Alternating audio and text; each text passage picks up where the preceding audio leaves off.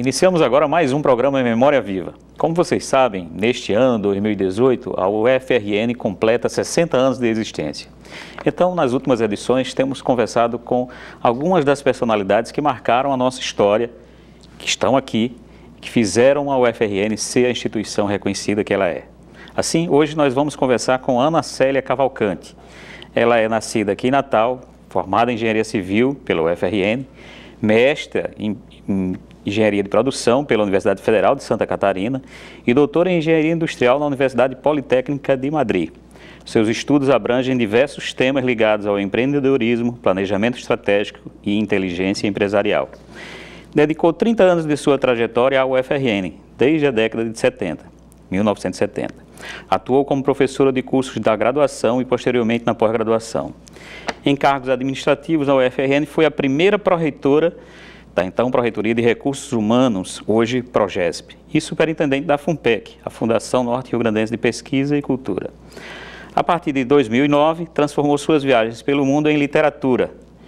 O Caminho de Santiago de Compostela, por exemplo, é narrado no livro Pés no Caminho, Campo de Estrelas. Um segundo livro de viagens foi lançado intitulado Crônicas de Nova York, sobre suas impressões acerca da cidade americana. Para fazer fluir a nossa conversa, nós temos a honra de receber Carito Cavalcante, que é poeta e cineasta, e Lucimar Cortez de Arruda Carriço, administradora, servidora pública e que foi, segundo me consta, substituta, pró-reitora substituta na gestão da professora Ana Célia. Professora, muito bem-vinda, é uma honra tê-la conosco. Obrigada.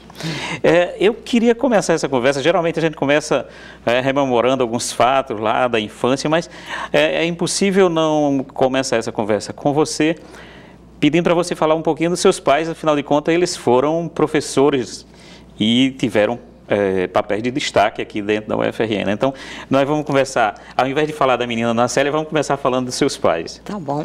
Na verdade, faz parte da infância também. Então, meus pais eles foram professores da UFRN. Meu pai de odontologia e minha mãe de serviço social. Sim.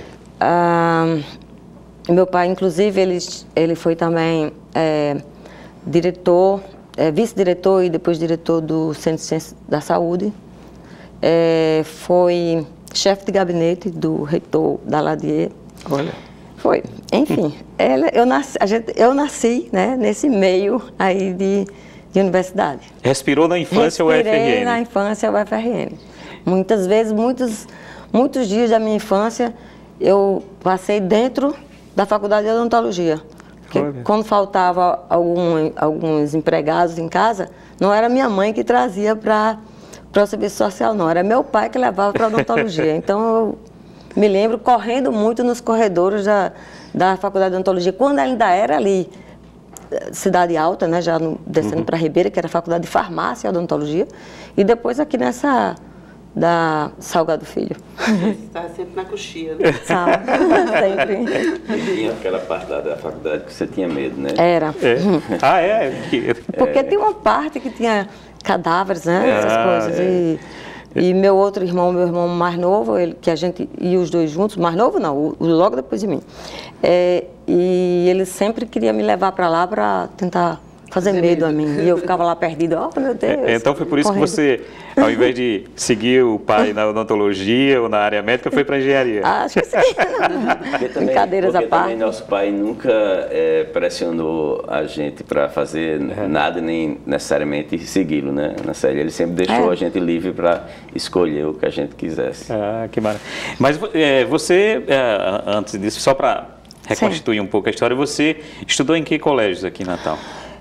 Eu fiz o primário, jardim de infância, maternal, primário na escola doméstica. Quando alguém senta aqui e fala primária, é do meu tempo. Ai, meu Deus, Estão falando a mesma linguagem, né? Estão falando a mesma linguagem. Mas quem está assistindo deve ser também do nosso tempo. Então, na escola doméstica, depois o antigo ginásio, no Maria Auxiliadora e, na época, científico no Colégio da Conceição, no SIC. No científico, mas... científico, primário, né? mais ainda, né? Diga aí. Só falta ter feito exame de admissão. Eu fiz exame de admissão, pulei o 5º ano, era assim que se dizia, né? Exatamente. Na época, ano, né? Pulava, passava a primeira. Que era quase um vestibular. Ora, sim, era importante quem fazia. Mas por que engenharia, Ana Célia? Você gostava de matemática? Como é que era isso? Não, matemática nem era minha praia. Na verdade, minha praia mais era... Se eu fosse... eu me lembro que eu era muito elogiada, quando criança, pelas redações que eu fazia. Olha. Pois é, mas eu tinha um espírito meio aventureiro, não parecia, mas eu tinha. E eu inventei uma coisa na minha cabeça que eu queria ser... Olha só, eu gostava muito de carro.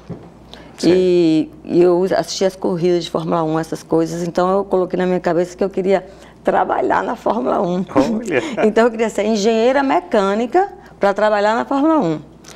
Na época, aqui em Natal não tinha engenharia mecânica.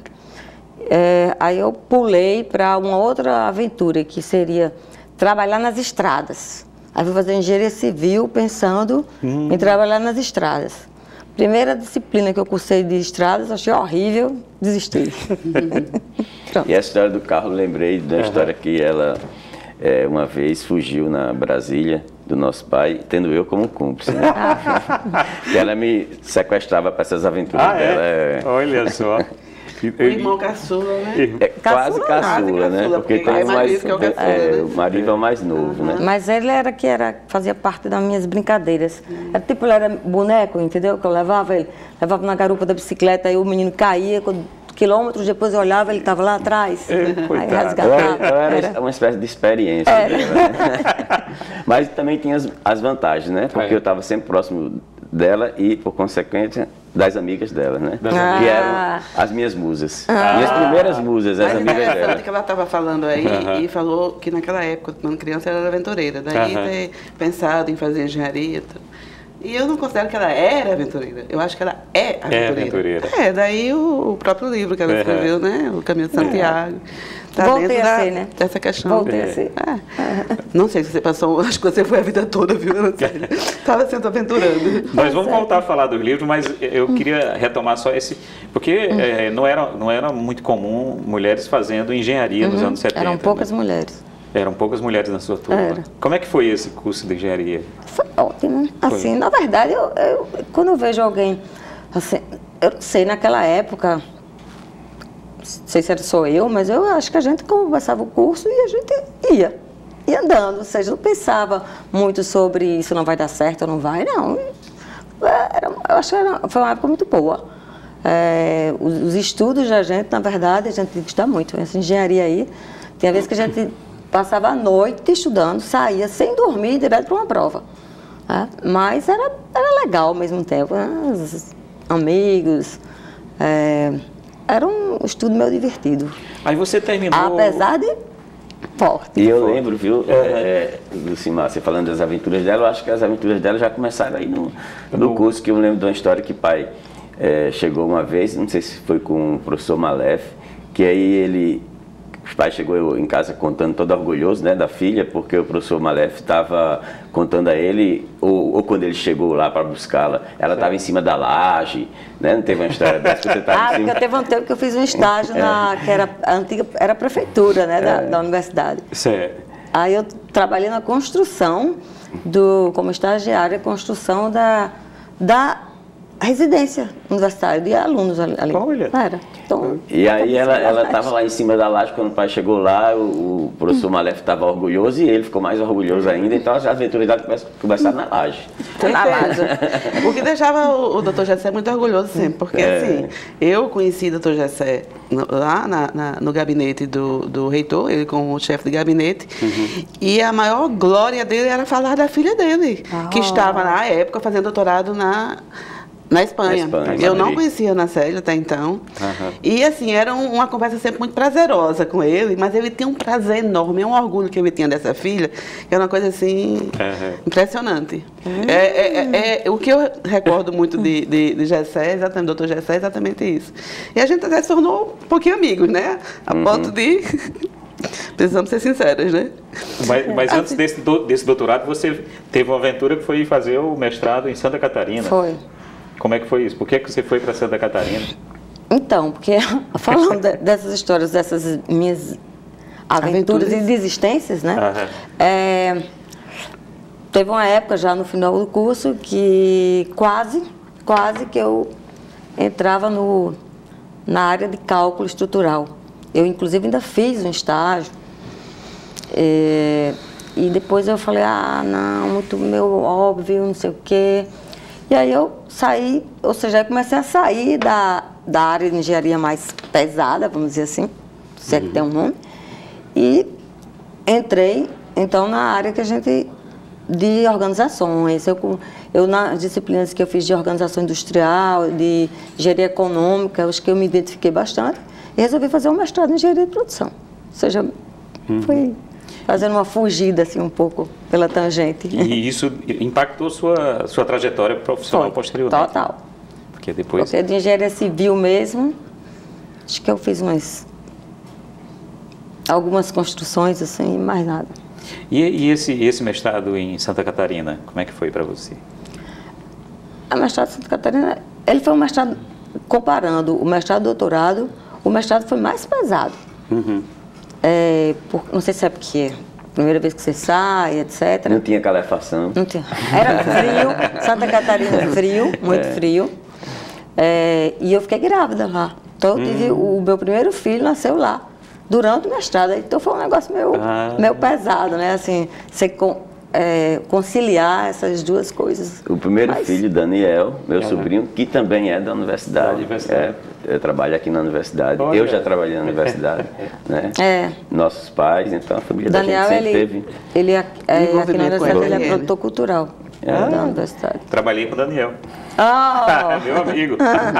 E Daniel, lá em Florianópolis, demorou para nascer. Foi eu e Mário Ivo, irmão mais novo, para a gente ver o nascimento de Daniel. E na época a gente ainda estudava no colégio salesiano. E a gente perdeu a aula porque o menino não nascia. Remanchando desde a barriga da mãe. Mas que mundo pequeno, você é mãe de Daniel. Trabalhei com o Daniel.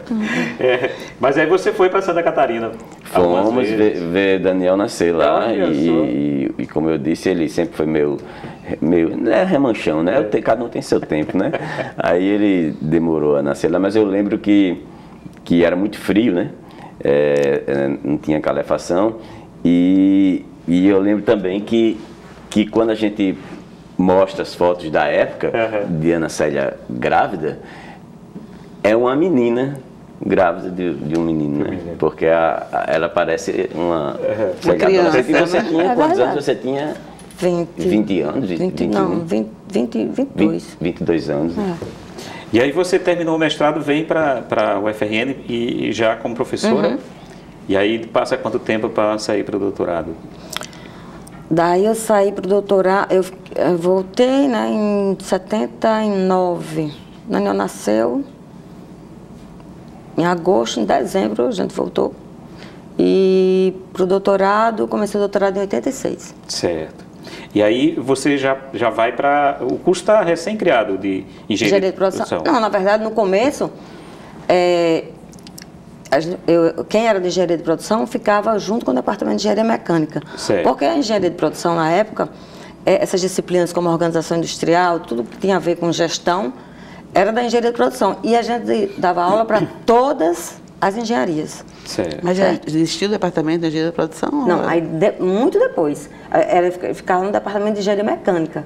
Quem trabalhava com engenharia de produção, quem era da área de engenharia de produção, era o departamento de engenharia mecânica, que no começo era engenharia mecânica junto com engenharia química e engenharia de produção.